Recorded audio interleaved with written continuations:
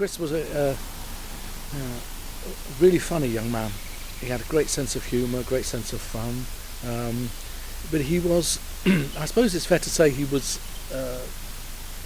troubled in the sense that life was always difficult for him. Whatever job he went for, he got. He had a 100% record in terms of jobs he went for.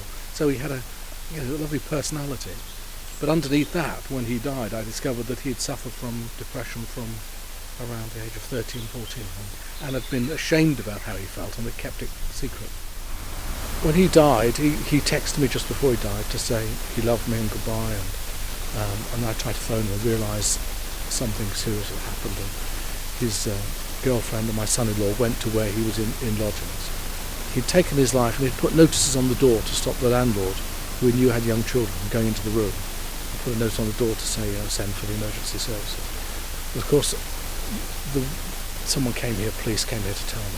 And then I had the awful job of identifying his body. And that was terrible. We remember the day as if it was yesterday, absolutely pouring with rain.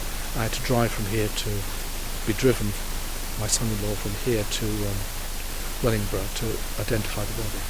And it's a surreal sort of experience, and a terrible sense of loss, terrible sense of guilt you feel.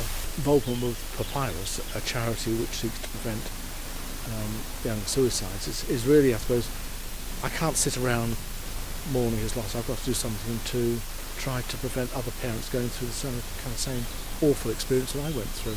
So I've tried to turn that sadness and that grief about losing him into something more positive.